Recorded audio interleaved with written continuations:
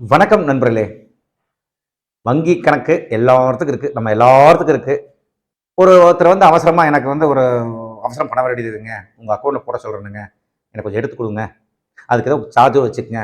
அப்படின்னு கேக் கேட்கலாம். கேட்கறதுக்கான வாய்ப்புகள் இருக்குது. அப்படிக்கு இது குடுத்துறாதீங்க. குடுத்துட்டா, இப்ப நீங்க பணம் எடுத்து குடுத்துருவீங்க. அவன் பணம் போடுவான். 10,000 20,000 50,000 போடுவான். உங்களுக்கு ஒரு 1000 2000 உங்களுக்கு அது கமிஷன் குடுத்துருவான். அவன் வாங்கிட்டு போயிருவான். ஆனா மாட்ட போறது நீங்க தான். கம்பி எண்ண போறது நீங்க தான். தற்சமயம் சமீபத்தில் நார்த் இந்தியாவில் ஒரு ஸ்கேம் நடந்திருக்கு. இந்த மாதிரி ஒருத்தங்க கேட்டிருக்கிறாங்க. ஒரு பையன் ஒரு 23 வயசு பையன் என்ன பண்ணிக்கிறான், அவங்க அப்பாவோட அக்கௌண்ட் நம்பர் கொடுத்து அவங்க எங்க அப்பாவோட ஏடிஎம் கார்டு எங்கிட்ட தான் இருக்கு, நான் உங்களுக்கு எடுத்து தரேன் அப்படின்னு சொல்லி ஒருத்தங்க சொல்லியிருக்கிறான். அவன் ஒரு குறிப்பிட்ட அமௌண்ட் போட்டதுக்கப்புறம் அவனுக்கு ஒரு 3000 5000 அவனுக்கு கமிஷன் வாங்கிட்டான். மேட்ரு முடிஞ்சுது.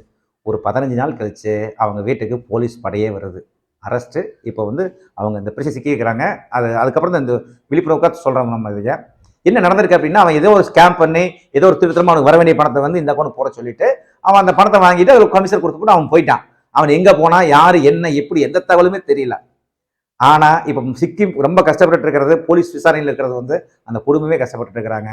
இந்த மாதிரி நிறைய பிரச்சனை நடக்குது. கடைகள் வச்சிருப்பாங்க, ஏதாவது மணி டிரான்ஸ்ஃபர் பண்ற கடை, அந்த மாதிரி கடை.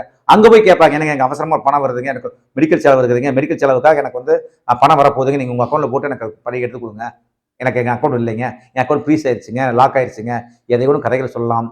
அப்படிப்பட்டவங்க எல்லாம் ஜாக்கிரதையா இருங்க. இந்த மாதிரி நடந்துருச்சுன்னா முழுக்க முழுக்க நீங்க தான் பொறுப்பு. அதுக்கு நீங்க தான் பதில் சொல்லணும். காவல்துறை கடுமையான நடவடிக்கை எடுக்கும். அவங்களாம் தப்பிச்சு போயிடுவாங்க. அவன் வேற மாதிரி கொண்டு போயிடுவான். அவன் அந்த பணத்தை வேற அக்கௌண்ட்ல போட்டு அல்லது வேற கிறிஸ்து கரன்சி மாதிரி பார்த்து தீவிரவாதி பணமா இருக்கலாம். ஏதோ ஒரு இன்னும் இப்படி ஒரு பிரச்சனை நமக்கு வரலாம். பிரச்சனை வரக்கான வழிகள் நிறைய இருக்கு. ஜாக்கிரதையா இருக்க வேண்டியது நம்ம பொறுப்பு. அப்புறம் கையை விரிச்சிட்டு கஷ்டப்படுறதுக்கு ஒன்றும் முடியாது. இது ரொம்ப ரொம்ப முக்கியமான தகவல். அதனால தான் உங்களுக்கு பகிர்ந்து கொள்வதற்காக சொன்னேன். இந்த மிக முக்கியமான தகவலா உங்க நண்பர்கள் உறவினர்கள் அனைவருக்கும் இதை ஷேர் பண்ணுங்க.